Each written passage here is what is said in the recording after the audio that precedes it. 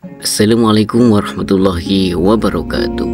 Anak merupakan pemberian sekaligus anugerah dari Allah Subhanahu wa Ta'ala yang harus dijaga, dipelihara, dibimbing, dididik, dan harus dikembangkan segala potensinya sesuai dengan fitrahnya.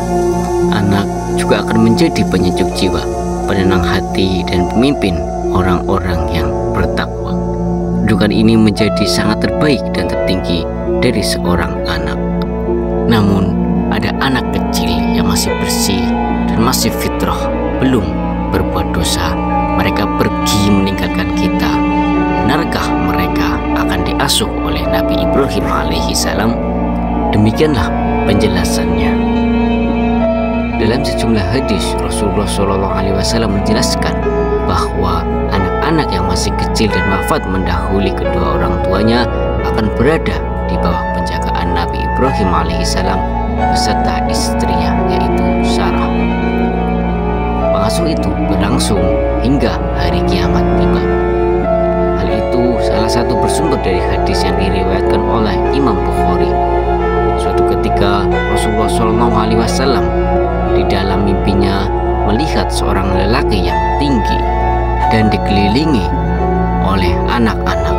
Rasulullah SAW pun bersabda, yang artinya, adapun lelaki tinggi di dalam raudhah itu adalah Nabi Ibrahim alaihissalam, dan sekeliling baginda itu ialah wildan atau anak yang meninggal dunia pada waktu kecil. Mereka semua yang dilahirkan pada waktu kecil itu mati di atas fitrah atau Islam dan dimasukkan ke dalam surga. Hadis riwayat Bukhari. Dalam hadis lain diriwayatkan bahwa hal itu diketahui saat Rasulullah SAW dibawa oleh malaikat dan diperlihatkan suasana surga. Keterangan serupa juga didasarkan dari hadis dalam Kibar Akhbar Asbahan oleh Abu Nuaim menambahkan, anak-anak kecil tersebut akan diasuh oleh Nabi Ibrahim alaihissalam dan Sarah hingga diserahkan kepada kedua orang tua mereka pada hari kiamat. Untuk itu, bayi dan anak-anak kecil yang meninggal mendahului ayah dan ibunya akan menarik kedua orang tuanya masuk ke dalam surga, sehingga menjadi syafaat bagi keduanya. Sesuai dengan riwayat Abu Hurairah radhiyallahu an dalam kitab Silsilah Al-Hadis As-Sahihah, bahwa Rasulullah SAW bersabda, yang artinya, salah seorang anak-anak itu akan menemui ayahnya atau orang tuanya, lalu memegang pakaiannya dan tangannya seperti aku sedang memegang baju, dan ia tidak akan melepaskannya sebelum Allah memasukkan orang tuanya ke dalam surga. Hadis riwayat Muslim.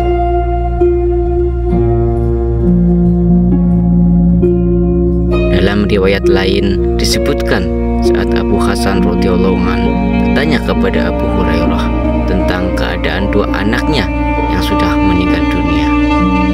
Berikut bunyi hadis tersebut.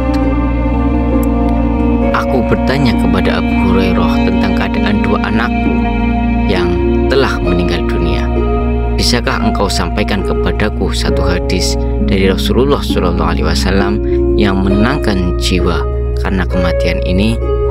Abu Hurairah radhiyallahu an menjawab, anak-anak tersebut adalah da'amis surga.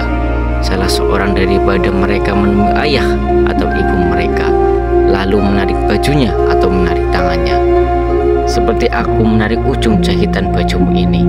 Anak itu tidak akan melepaskannya sehingga Allah memasukkannya dan ibu bapaknya ke dalam surga.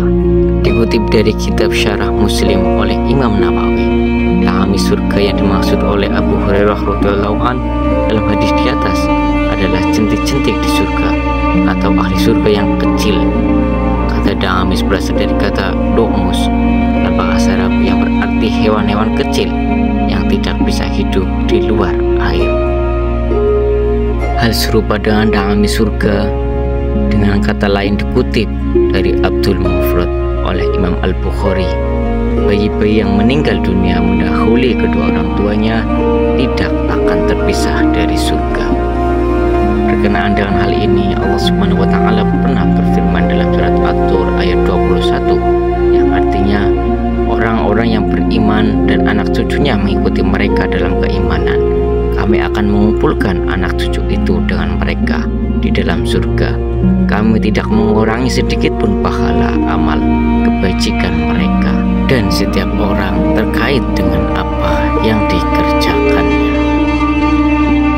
Ibnu Athir dalam kitab Nihayah fi Gharib al-Hadits wa al-Athar menambahkan, anak-anak kecil tersebut diberi kebebasan di dalam surga. Tidak ada yang menghalangi mereka satupun untuk berlarian ke sana kemari. Seperti halnya perilaku anak-anak di dunia, tidak ada yang menghalangi mereka untuk memasuki tempat yang haram, yakni wilayah privasi atau keluarga. Tidak ada yang harus berhijab atau menutup aurat saat bersama mereka. Jelaslah. Wallahu a'lam bishawab. Wassalamualaikum warahmatullahi wabarakatuh.